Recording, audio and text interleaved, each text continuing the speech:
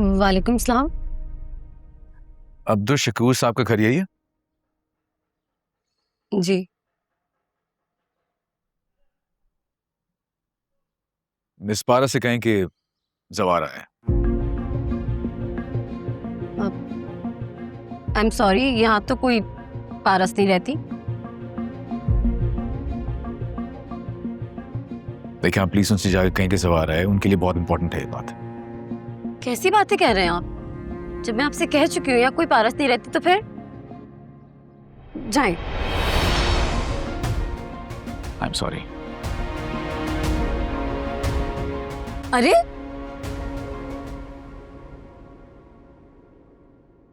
जी sir, खबर बिल्कुल पक्की है, वो झूठ नहीं कह रहा। कितने दिन हो गए? सर आज दूसरा दिन है। ये कहीं बहजाद का कोई ड्रामा तो नहीं है? आई मीन मुझसे डर के।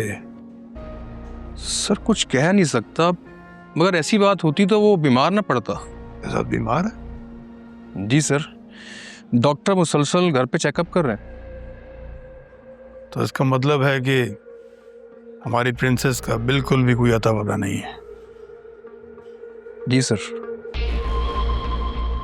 फूल भिजवाओ बहजाद को हमारी तरफ से, और उस पर गेट वेल सून का कार्ड लिखो। बेहतर हो गया सर। मदद करो बहजाद के आदमियों की हमारी प्रिंसेस को ढूंढने में। Right sir. नहीं, बल्कि तुम प्रिंसेस को ना ढूंढो, वो क्या नाम है उस लड़के का?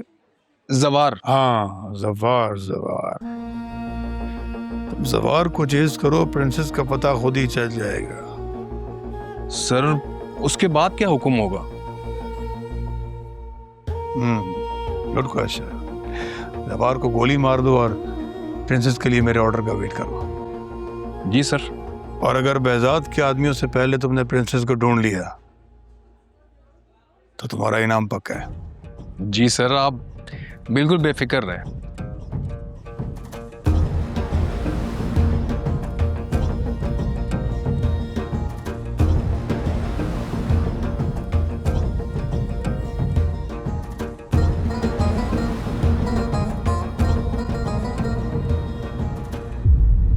कैसे आए हो यहाँ? बाइक पर। आप ये पूछिए यहाँ पे मैं क्यों आया हूं। मिस पारस, मैं आपको यहां से ले जाने आया हूं, प्लीज चलिए मेरे साथ। तुम्हें डैड ने भेजा है? नहीं, मुझे किसी ने नहीं भेजा। तो फिर तुम्हें कैसे पता चला कि मैं यहाँ हूँ? ये एक बहुत लंबी कहानी है, मैं आपको रास्ते में बताता जाऊंगा, आप प्लीज चलें। ये खुशफहमी किसने दी है तुम्हें कि मैं तुम्हारे साथ चलूंगी? किसी ने भी नहीं, लेकिन क्योंकि मैं यही काम यहाँ पे करने आया हूँ इसलिए मैं यही काम करके जाऊंगा। मैं हरगिज नहीं जाऊंगी तुम्हारे साथ। कान खोलकर सुन लो, जाओ यहाँ से। पारस मैम, ये आपको भी पता है कि आपका मेरे साथ जाना मुनासिब है, वरना आफ्ताब के लोग भी आपको ढूंढ रहे हैं इस वक्त।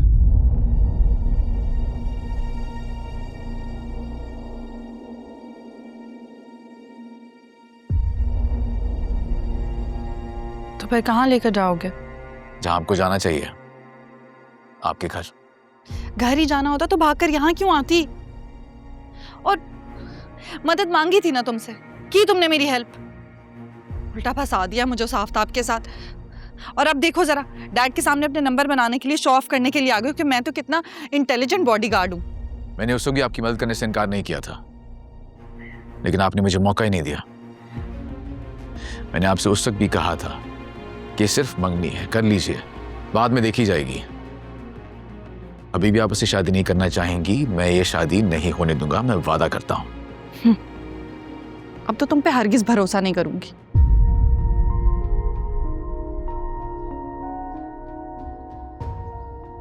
इस घर में किसी मेहमान को पानी नहीं पूछते क्या?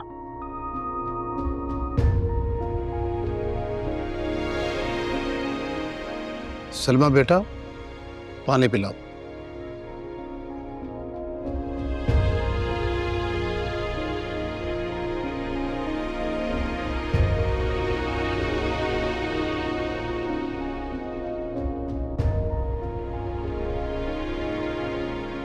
ऐसा कैसे हो सकता है कि वो अभी तक घर से बाहर ही ना निकला?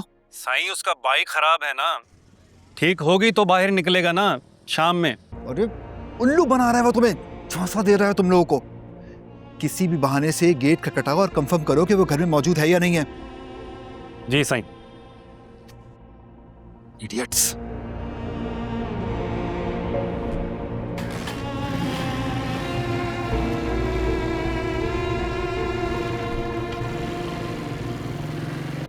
पानी पियो, यहाँ नजर मत आना, चलते बनो यहाँ से।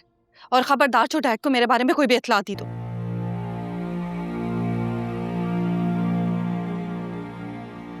मंगनी से भागने का तरीका आपका बहुत इमेच्योर था। अपने और डैड की इमेज की जरा भी परवाह नहीं की आपने। ये नहीं सोचा आपने कि क्या फेस करेंगे वो जब लोग उनसे सवाल करेंगे उनकी बेटी कहां फरार हो गई। एक बाप के लिए इन सवालात को फेस करना कितना मुश्किल होता है जानती हैं आप। अपना नंबर आपने ऑफ कर दिया ताकि लोग आपको चेस ना कर पाए, लेकिन इसी वजह से आपके डैड भी आपको कांटेक्ट नहीं कर पाए।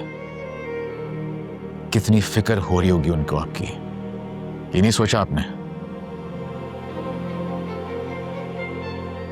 खैर अपनी खैरियत तो आपने बतानी नहीं थी। ऑफ कोर्स आप नाराज जो हैं उनसे, लेकिन उनकी खैरियत के बारे में कोई कंसर्न है आपको?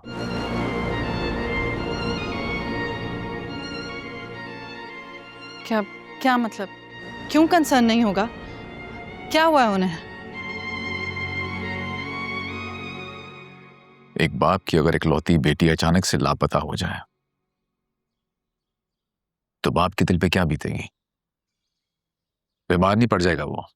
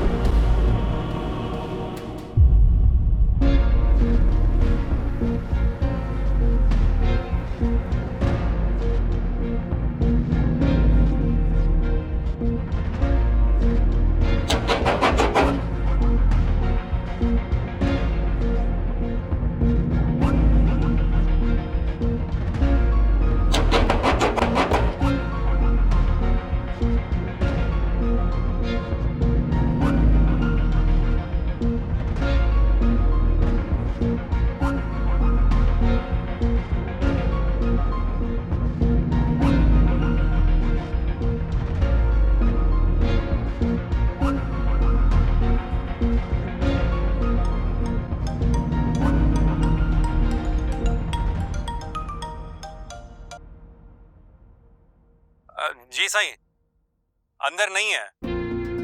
मैंने कहा था ना वो तुम्हें पागल बना रहा है। निकल गए वो लोग। इसका मतलब है कि उसको समझ में आ गई है। एक काम करो, ऐसा करो कि तुम लोग उस इलाके से निकलो अभी की अभी, और मेरी कॉल का वेट करना, समझे तुम?